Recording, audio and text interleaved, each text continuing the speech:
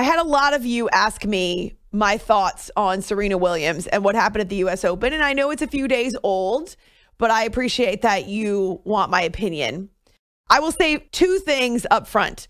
I am a huge fan of Serena Williams. Anyone who listens to my show knows how much I admire her for a lot of reasons, not only because she's so incredible at her craft, but I would say more than that, the fact that she has remained on top of her game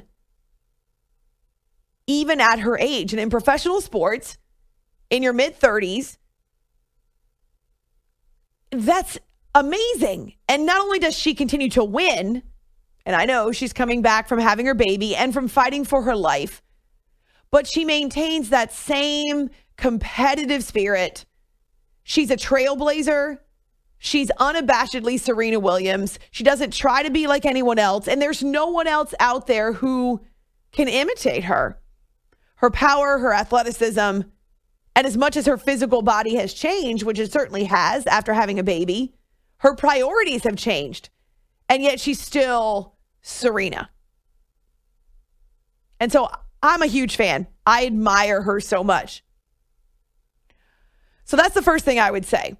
The second thing is I feel so terribly for Naomi Osaka, the 20-year-old Japanese girl. And she's still a girl. She's 20 years old in her first Grand Slam final. She's the first Japanese woman ever to win a tennis major. It was her dream to play Serena Williams. I'm not sure if you know this, but in doing my reading, I discovered that she actually wrote a report about Serena, who she greatly admired. And as much as it would be a difficult match, it was her dream come true to play against Serena with a Grand Slam championship on the line. And so there she was, playing her heart out and winning the first set because she served better and because she was more focused and because she's a big hitter. And I feel so terribly for her that this was a career-defining moment. She's 20 years old and she's a Grand Slam winner. And what did she hear? Boos from the fans in New York. And while there was probably a mix of boos, some of those directed at the chair umpire, Carlos Ramos, while some of them may have even been directed at Serena, though I highly doubt it. She's a fan favorite. I've seen her play in New York many times, and the crowds love her.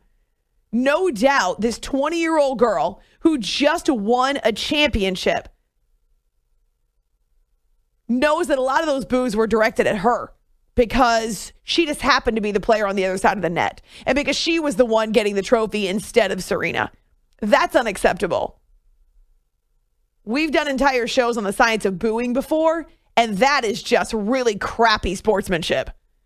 It's really crappy to treat a person that way and to not recognize that regardless of what happened with Serena and the chair umpire, Naomi Osaka won that match fair and square. There's no controversy when it comes to who won.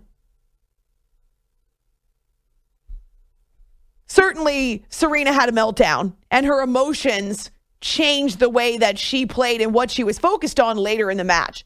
But she had already dropped the first set 6-2 before there was any problem with the umpire and before he docked her. Actually, he warned her first that she was receiving coaching from her box. There was no penalty there. It was a warning.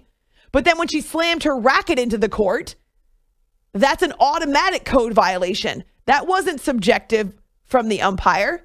It's an automatic code violation. Serena allowed her emotions to get the best of her. Naomi Osaka won this match fair and square and was going to win this match regardless of what happened with Serena. She played that well. It's After Hours with Amy Lawrence here on CBS Sports Radio. As for Serena, I don't want to be hypocritical. I can remember conversations we've had on the show about Cam Newton, conversations we've had on the show about other athletes who lose their cool and who act like total babies. This is Serena Williams. There's nothing that's ever happened on the tennis court that she hasn't already heard about, seen, faced, stared down, and conquered. And I understand that she was upset. But to take her frustrations out on the chair umpire, that was her mistake. So again, the progression is that she got a warning because her coach was giving her hand signals from her box, which is against the rules in tennis. You may not like the rule, but that's the rule. And Serena actually said, I would never cheat. I'd rather lose than cheat. Her coach admitted on television to giving her hand signals from the box, but actually said all coaches do it, which having spent a fair amount of time in the world of tennis, I know that that's the case. But if you get caught, you're subjected to a violation. Now, should this chair umpire have let it go? Maybe some would. But the rules are the rules. And so you happen to run into a chair umpire who's a stickler for the rules. Well, then your coach got caught. Still, though, that was only a warning. When she slammed her racket into the court, that's an automatic violation. Happened to be her second one. And then she just lost it. She actually threatened him that he would never umpire one of her matches again, which sometimes in tennis, the WTA, the ATP will in fact do that. She called him a thief. She was extremely rude to him. And maybe other chair umpires wouldn't have penalized her, but maybe they would have. We don't know because he was the one that was in the chair. I've read a lot about him. I don't know him personally. I know a lot of chair umpires and I know a lot of linesmen. I don't know this one personally, but he actually has been in the chair for all 4 men's Grand Slam championships as well as the Olympics. He's extremely well respected. He's one of the best in the business. And Serena herself said that he's been fair to her whenever he's been in the chair for one of her matches. He primarily is a chair umpire for men, though he does do some of the highest and most important matches on the women's side. So he's a stickler for the rules. But he didn't do anything wrong, and he certainly was not being sexist. I've seen other men's tennis players get penalized for abusing an umpire. I've seen them get penalized for ball abuse, which always made me laugh because the chair umpire says, code violation, ball abuse, because they'll take a ball and they'll chuck it or they'll hit the ball somewhere into the stands. I've seen John McEnroe get kicked out of a match because he wouldn't stop yelling at a chair umpire. It happens when you lose your cool. And that's what Serena did. She took her frustrations out on the chair umpire. She was frustrated with herself. She was frustrated that she wasn't playing the way she wanted to, that she was making too many errors and that she wasn't serving the way she wanted to. And that when she had the chance to put the second set out of reach, she hit a ball into the net. That's when things got really bad. She had broken Osaka, and then Osaka broke right back because Serena hit a ball into the net. That's when she lost her cool.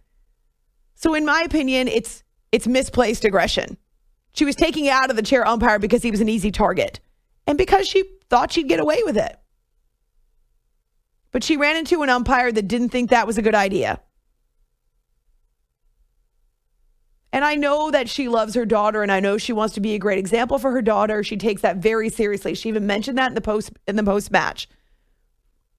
But this wasn't. This was a case of really bad sportsmanship. It was a case of pointing the finger at somebody else when you, in fact, are the problem. We all do that as human beings, all of us. And I'm sorry for her because I'm sure if she hasn't already, at some point she'll regret it. And I'm also really sorry for Naomi because her moment got overshadowed by a controversy. In my opinion, there was no sexism involved, though I don't know this chair umpire personally. Again, I've read a lot about him.